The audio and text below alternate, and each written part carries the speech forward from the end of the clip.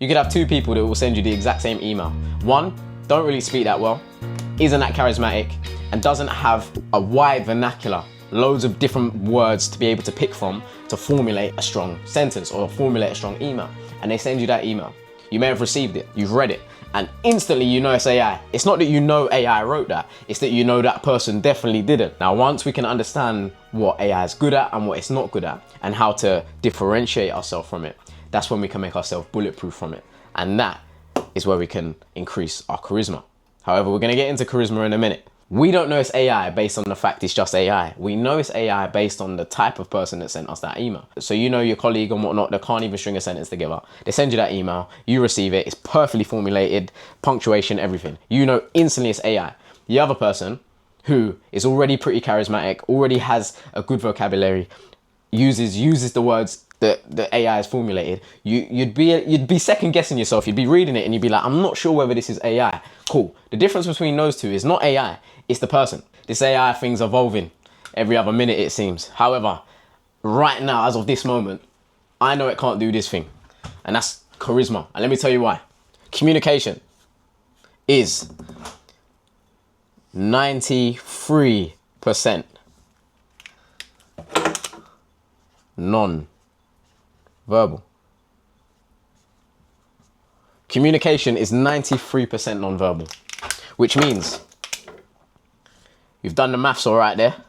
It is 7% verbal. And when I say verbal, I mean sort of information based. AI does this, the 7%, the information, and that's it. AI, as of now, cannot present, cannot do the non-verbal stuff. So that means I'm going to give you a little breakdown of how I like to use AI. When AI came around, I remember this was back when I was at my job. This is back at an old job I used to have. AI came around and I remember sitting in like this yearly meeting and I said to everybody, how are we going to use AI? And everyone looked at me and said, don't worry about it. Like everyone sort of shrugged it off and all that. And 3 years ago, this was about 3-4 years ago, everyone sort of shrugged it off and said, we're not thinking about that and stuff. And I was like, cool. However, that year, I started using this AI tool and figuring it out and understanding it a little bit better. I'm still no genie. I don't really know what I'm doing. However, I started to use it with a group of people that weren't using it. Now, I'm going to be really honest with you. These people were way smarter than me. Way smarter.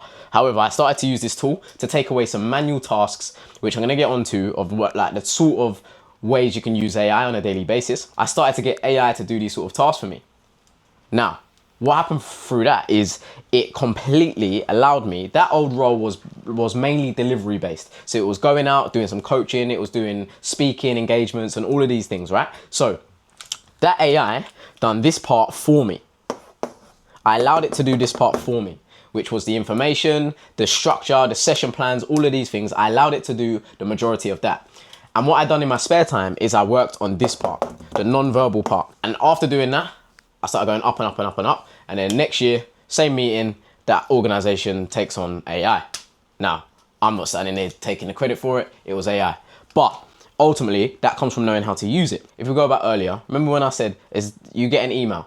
It's the same email, but it depends who sent it. It's depending on whether you're like, yep, definitely AI, or nah, it's not.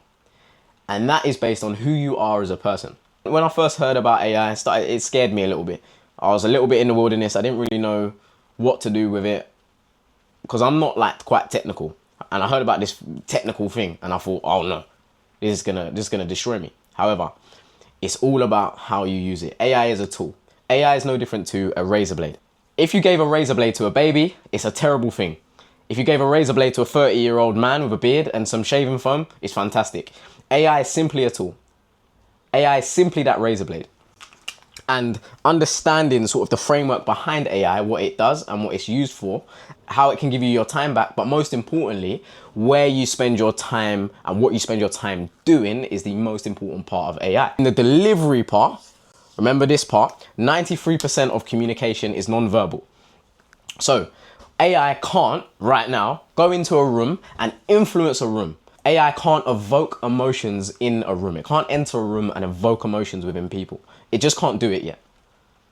And if I'm honest, I don't think it's going to be able to do it, because there's something so special about the human connection that AI cannot do. But what AI can do is this part, the non-verbal part. And what I mean by the verbal part. And what that simply means about the verbal part is the information. I'm going to give you a real example of how to use AI and how I believe it should be used. Anything that is manual and repetitive, that doesn't actually require much creativity, give to AI. Give to AI. AI is an assistant. AI is there to help you. You are not there to help AI. AI is there to help you. And this has been the framework in which I've been using it. So for example, I'll give you a real example. This video, I came up with the idea, AI, it's popping.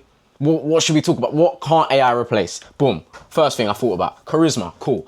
What does that mean? Why is charisma important? Blah, blah, blah, blah, blah. Give me some of the facts, statistics and that. But now I turn on the camera and I'm here with a whiteboard. It's just me and you. There's no AI involved, because I'm focusing on the delivery aspect and AI is going to help with the information aspect and just double checking that the facts and figures are sort of straight. And I'm not just making things up. You probably heard someone say that person is so charismatic, or they're sort of born like that. I don't believe in that. And ultimately, if you want to become bulletproof to AI, you can't believe in that either. Charisma is simply a skill.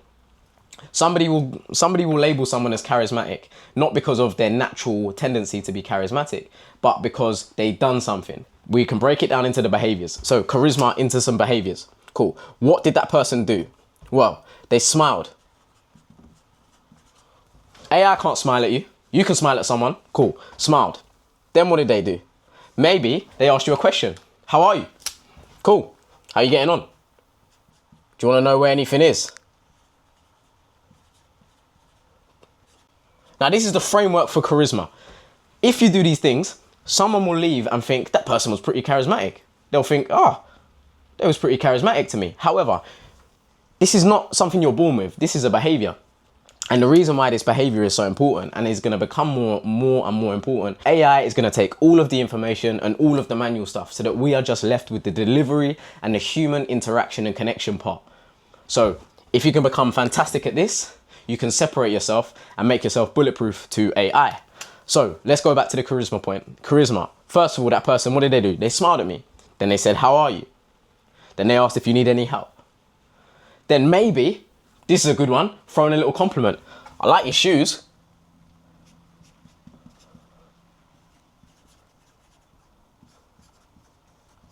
Boom.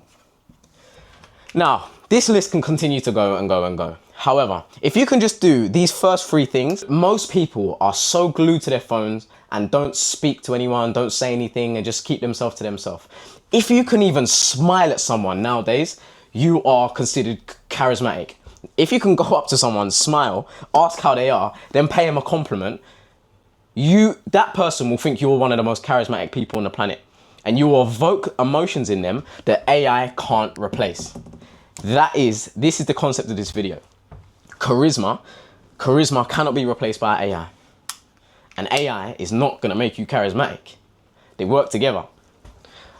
Allow AI to take the information parts, the manual parts, the repetitive parts of your daily tasks and all of that stuff. Saying to Claude, chat, mate, look, fella, I've got to do this task, and this task, and this task today. These are the 4 things I have to do today. Can you sort of give me some structure, order and whatnot, and place it together, and just brain dumping in it. And then when it does it, then you take that and you go and do it. You go and do the delivery part. Maybe that's a piece of content. Maybe that's a video. Maybe that's going up. Maybe that's a business meeting, a call. Anything, the essence of this video is that anything to do with interacting with humans, you take, and anything to do with systems and sort of manual whatever, give to AI and use it as an assistant. And that is how currently at the moment I'm using AI. I'm using AI to leverage my work. I'm using AI to make me more efficient on a daily basis. AI is growing and it's getting scary. However, there are ways currently you can make yourself bulletproof from this thing. And that is with the non-verbal delivery part and the human interaction part of your day-to-day basis. Whether you're in a job, business, doesn't matter what you're doing, we all have that day-to-day human interactive part that we have, all of us. And AI is just allowing us to focus on that more. AI can be a beautiful thing, however, it can be a damaging thing. That example of the razor blade, giving a razor blade to a child is not ideal. Giving a razor blade to a 30-year-old man with a beard and a shaving foam is a great thing. Why? Not just because of their age, but because one knows what they're doing with it and the other doesn't know what they're doing with it. This is how to leverage AI, and charisma is the #1 human skill at the moment, which people are crying out for. People are crying out for human connection. People are crying out to be acknowledged, to be smiled at, to be asked how they're doing, and for compliments. Now, an actionable and a takeaway from this video: the next time you go out and you interact with somebody, smile at them. Or not even interact. The next time you're at the shops with your mate or your missus, whoever you're with, smile at somebody, ask how they're doing, and pay them a compliment. I promise you, if you can stack that, do that a couple of times a day, you will become irreplaceable. You will stand out from the crowd like you would not believe. People are crying out for charisma. People are crying out for human connection.